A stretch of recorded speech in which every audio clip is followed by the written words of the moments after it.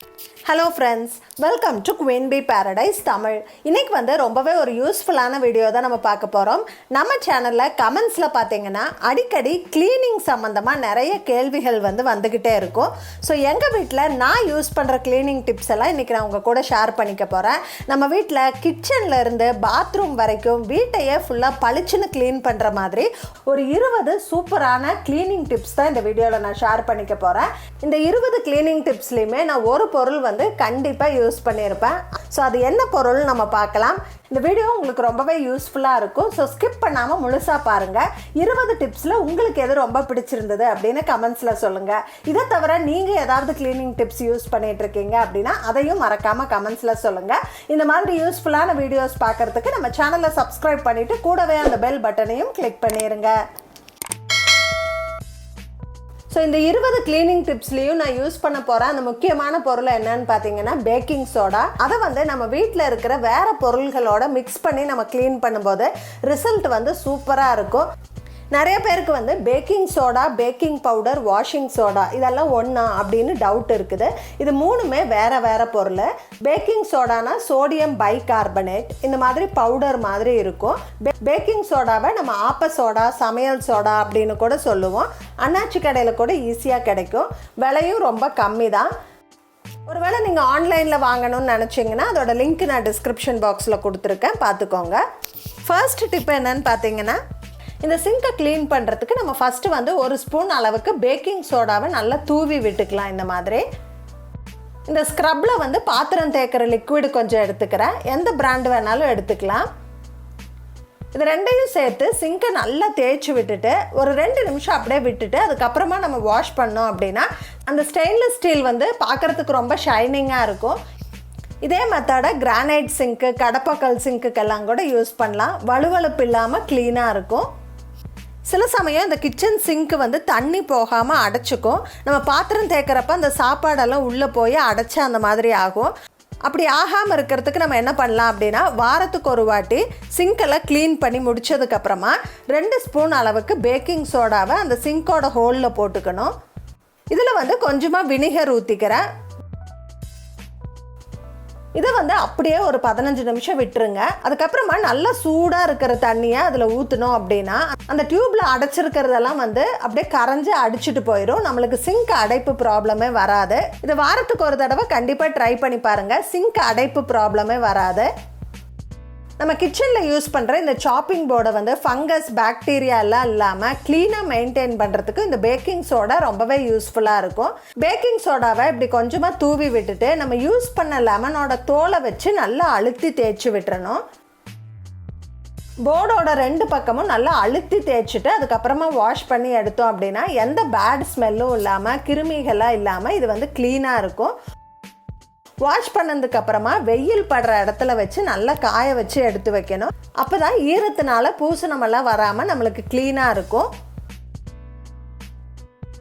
நம்ம பசங்களுக்கு ஸ்கூலுக்கு கொடுத்து விடுற வாட்டர் பாட்டில் எல்லாம் பார்த்தீங்கன்னா ஸ்மெல் வரும். அந்த தண்ணி இருந்துகிட்டே இருக்கிறதால உள்ளே வழுவழுப்பாக இருக்கும். அதை எப்படி ஈஸியாக க்ளீன் பண்ணுறது அப்படின்னு பார்க்கலாம்.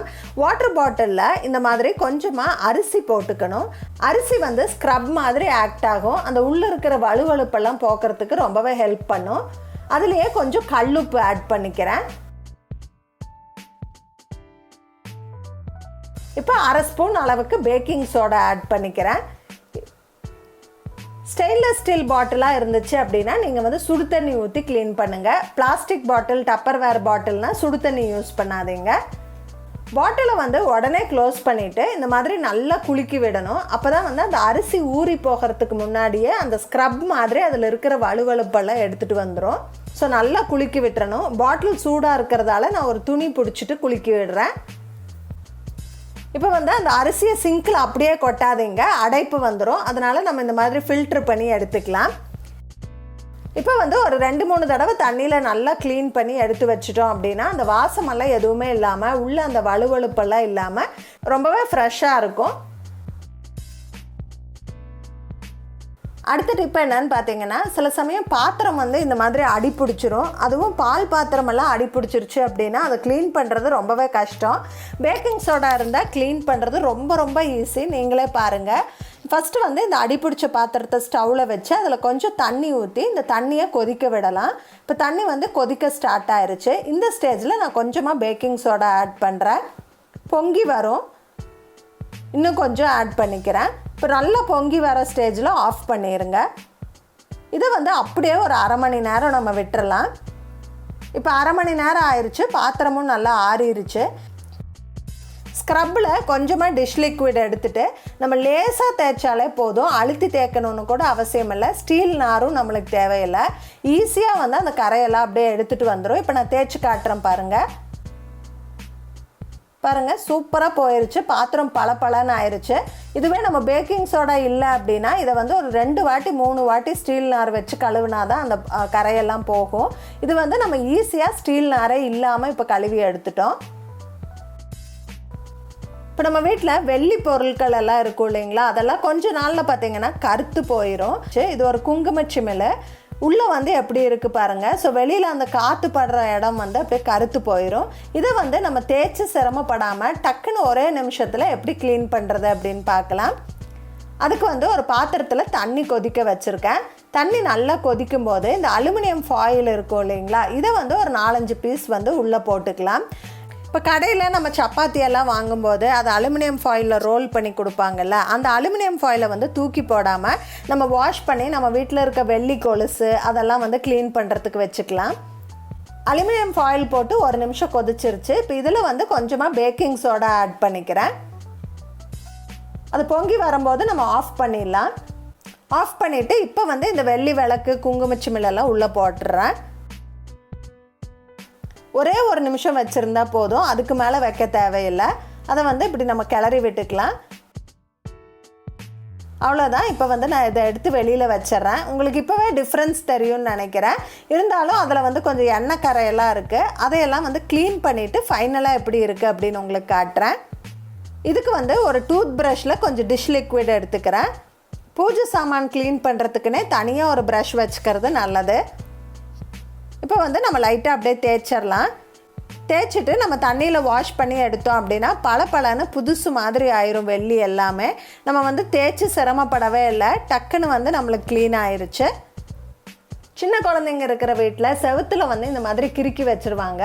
பென்சில் க்ரையான்ஸில் கிறுக்கி இருக்காங்க அப்படின்னா அதை ஈஸியாக நம்ம பேக்கிங் சோடா வச்சு எடுத்துடலாம். ஒரு பிளேட்டில் கொஞ்சமாக பேக்கிங் சோடா எடுத்துக்கிறேன். ஒரு ஈர ஸ்க்ரப்பை நம்ம ஜஸ்ட் அந்த பேக்கிங் சோடாவில் தொட்டு அந்த கிறுக்கி இருக்க இடத்துல இப்படி லைட்டாக தேய்ச்சோம்னாலே போதும். ஒரு எரேசர் மாதிரி அது ஒர்க் ஆகும். அந்த செவுத்தில் கிறுக்கி இருக்கிறது ஈஸியாக போயிடும். பென்சில், கலர் பென்சில், க்ரையான்ஸ் எல்லாம் யூஸ் பண்ணி கிறுக்கி இருந்தாங்கன்னா இது வந்து ஈஸியாக பேக்கிங் சோடாவில் போயிடும். இதுவே ஸ்கெட்ச் பென்னு, மார்க்கர்லலாம் கிறுக்கி இருந்தாங்க அப்படின்னா அதெல்லாம் வந்து பேக்கிங் சோடாவில் போகாது. இப்போ இதெல்லாமே நல்லா தேய்ச்சாச்சு. இப்போ ஒரு ஈர துணியில் நான் வந்து தொடச்சி காட்டுறேன் பாருங்கள். இப்போ உங்களுக்கு டிஃப்ரென்ஸ் தெரியும்னு நினைக்கிறேன். ஃபஸ்ட்டு வந்து நிறையா கிறுக்கி இருந்தது. இப்போ இதை ஃபுல்லாக க்ளீன் பண்ணிவிட்டு காட்டுறேன் உங்களுக்கு. நம்ம ஈஸியாக வெறும் பேக்கிங் சோடாவை வச்சு நம்ம ஃபுல்லாக க்ளீன் பண்ணி எடுத்துட்டோம். செவரோட பெயிண்ட் வந்து கண்டிப்பாக டேமேஜ் ஆகாது. நீங்கள் ட்ரை பண்ணி பாருங்கள். அடுத்தடுத்து டிப்ஸ் எல்லாம் நம்ம பார்க்குறதுக்கு முன்னாடி ஒரு சூப்பரான பேஸ்ட் ரெடி பண்ணிக்கலாம். அதுக்கு வந்து ஒரு பவுலில் கொஞ்சம் பேக்கிங் சோடா எடுத்துக்கிறேன். கூடவே கொஞ்சம் வினிகர் ஆட் பண்ணிக்கிறேன். இதில் வந்து கொஞ்சம் பாத்திரம் தேய்க்கிற லிக்விட் ஆட் பண்ணிக்கலாம். 3ஐயும் சேர்த்து ஒரு பேஸ்ட் மாதிரி கலந்துக்கலாம். இப்போது இந்த ஒரு பேஸ்ட்டை வச்சு 5 விஷயத்தை நம்ம வீட்டில் சிரமமே இல்லாமல் பளிச்சுன்னு க்ளீன் பண்ண முடியும். ஸோ என்னெல்லாம் க்ளீன் பண்ணலான்னு பார்க்கலாம். நம்ம ஸ்டவ் வந்து ஏதாவது பொங்கிருச்சு இல்லை ரொம்ப எண்ணெய் பிசுக்காக இருக்குது அப்படின்னா இந்த பேஸ்ட்டை யூஸ் பண்ணி நம்ம க்ளீன் பண்ணால் ஈஸியாக க்ளீன் பண்ணிடலாம். பாத்திரம் தேய்க்கிற ஸ்க்ரப்பை வச்சு லைட்டாக தேய்ச்சாலே போதும், சீக்கிரமாக க்ளீன் ஆயிரும். கிளாஸ் டாப் ஸ்டவ் வந்து நம்ம ஸ்டீல் நார் போட்டு தேய்க்கக்கூடாது, ஸ்க்ராச்சஸ் வந்துடும். ரொம்ப அழுத்தி தேய்க்கணும்னு கூட அவசியம் இல்லை, ஈஸியாக வந்து அந்த கரையெல்லாம் எடுத்துகிட்டு வந்துடும். ஒருவேளை விடாப்பிடியான கரை இருக்குது அப்படின்னா இந்த மாதிரி ஸ்டீல் ப்ரஷ் வந்து நம்மளுக்கு கிடைக்குது க்ளீனிங் பண்ணுறதுக்காகவே. இதை யூஸ் பண்ணி நம்ம அழுத்தி தேய்ச்சி விட்டுறலாம். ஸோ ரொம்ப சிரமமே படாமல் டக்குன்னு வந்து ஸ்டவ் வந்து பளிச்சுன்னு க்ளீன் ஆயிருச்சு.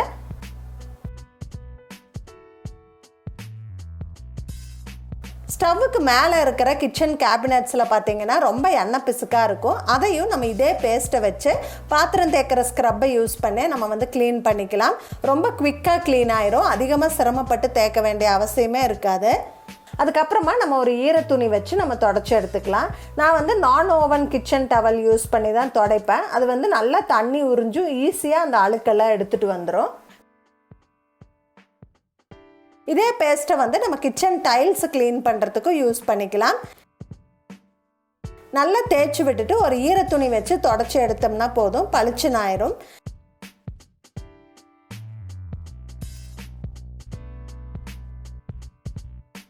இப்போ இதே பேஸ்ட்டை வந்து நம்ம வீட்டில் இருக்கிற பைப்பெல்லாம் கழுவுறதுக்கும் நம்ம யூஸ் பண்ணலாம். ஸோ அந்த உப்பு கரையெல்லாம் போய் புதுசு மாதிரி பளபளன்னு இருக்கும். ஜஸ்ட் அந்த பேஸ்ட்டு போட்டு நல்லா தேய்ச்சி விட்டுட்டு அதுக்கப்புறமா ஒரு 2 நிமிஷம் கழித்து வாஷ் பண்ணோம் அப்படின்னா புதுசு மாதிரி பளபளன்னு ஆயிரும். கண்டிப்பாக ட்ரை பண்ணி பாருங்கள்.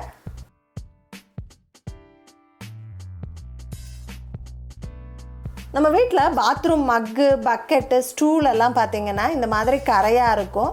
நம்ம வந்து இதே பேஸ்ட்டு, அதாவது baking soda, vinegar, dish liquid இந்த 3ஐயும் பேஸ்ட் பண்ணி அந்த பேஸ்ட்டை போட்டு நம்ம இதை வாஷ் பண்ணோம் அப்படின்னா ஈஸியாக நம்மளுக்கு இந்த கரையெல்லாம் போயிட்டு எல்லாம் புதுசு மாதிரி பளபளன்னு ஆயிரும்.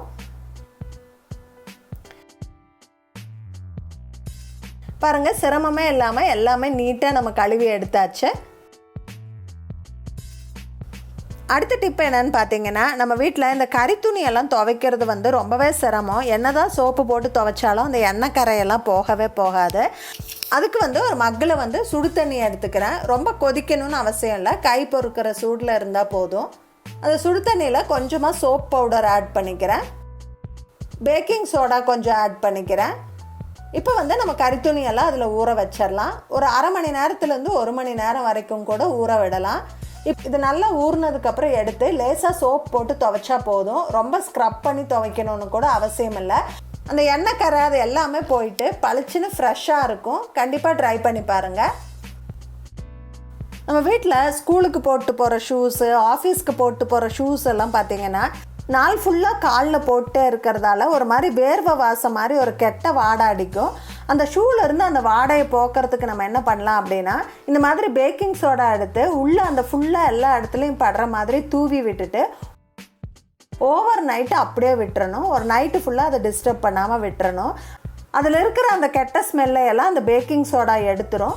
ஓவர் நைட்டு விட்டுட்டு காலையில் இந்த மாதிரி வந்து அந்த ஷூவை தட்டி அந்த பொடியெல்லாம் வந்து கம்ப்ளீட்டாக நம்ம வெளியில் எடுத்துடலாம். வேணும்னா ஒரு துணி வச்சு நல்லா தொடச்சி நீட்டாக வெளியில் எடுத்துடலாம். இப்போ பார்த்தீங்கன்னா ஷூ வந்து பேட் ஸ்மெல் இல்லாமல் ஃப்ரெஷ்ஷாக இருக்கும். நம்ம ஷூவை வந்து துவைக்காமல் பாலிஷ் போடாமல் 2 நிமிஷத்தில் பளிச்சுன்னு எப்படி புதுசு மாதிரி க்ளீன் பண்ணுறதுன்னு ஏற்கனவே நான் ஒரு வீடியோ போஸ்ட் பண்ணியிருக்கேன்.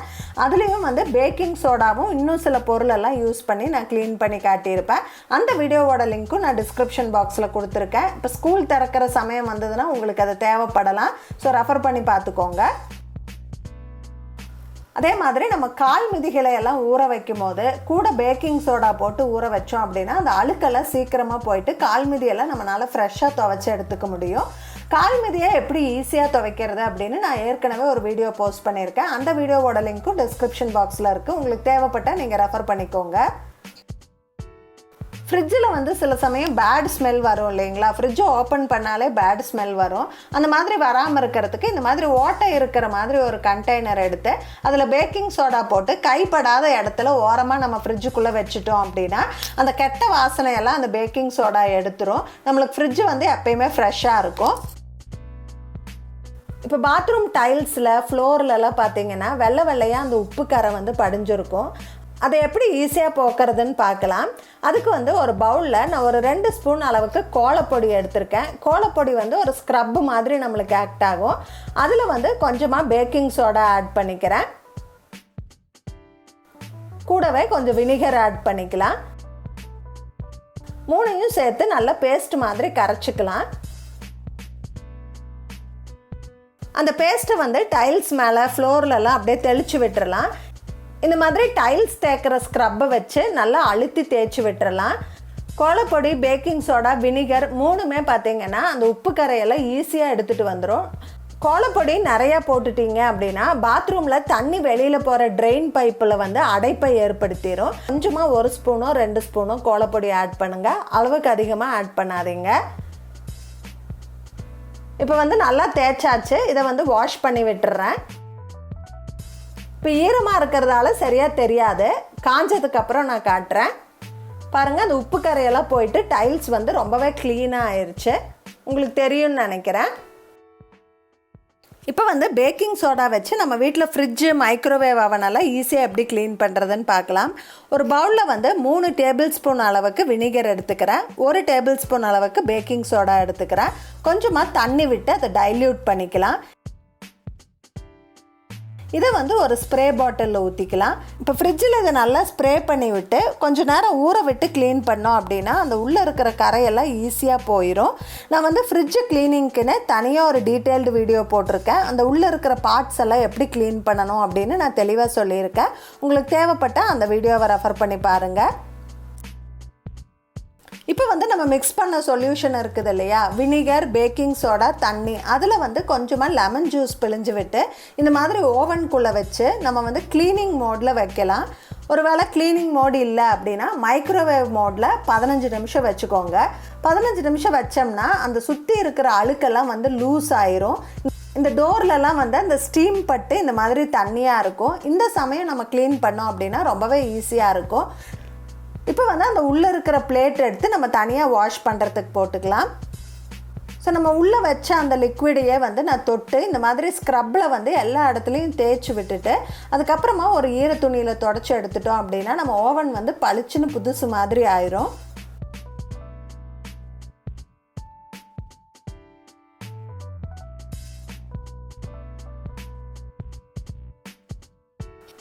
இன்றைக்கி வந்து பேக்கிங் சோடாவை யூஸ் பண்ணி நம்ம வீட்டில் க்ளீனிங் வேலையெல்லாம் எப்படி சுலபமாக பண்ணுறது அப்படின்னு இந்த வீடியோவில் பார்த்தோம். இந்த வீடியோவில் நான் ஷேர் பண்ண டிப்ஸ் எல்லாம் உங்களுக்கு யூஸ்ஃபுல்லாக இருந்திருக்குன்னு நினைக்கிறேன். இந்த வீடியோ பிடிச்சிருந்தா எனக்கு ஒரு லைக் கொடுங்க, உங்கள் ஃப்ரெண்ட்ஸ் அண்ட் ஃபேமிலி கூட ஷேர் பண்ணிக்கோங்க. மறக்காமல் நம்ம குயின் பீ பேரடைஸ் தமிழ் சேனலை சப்ஸ்கிரைப் பண்ணிடுங்க. தேங்க்ஸ் ஃபார் வாட்சிங். Bye bye.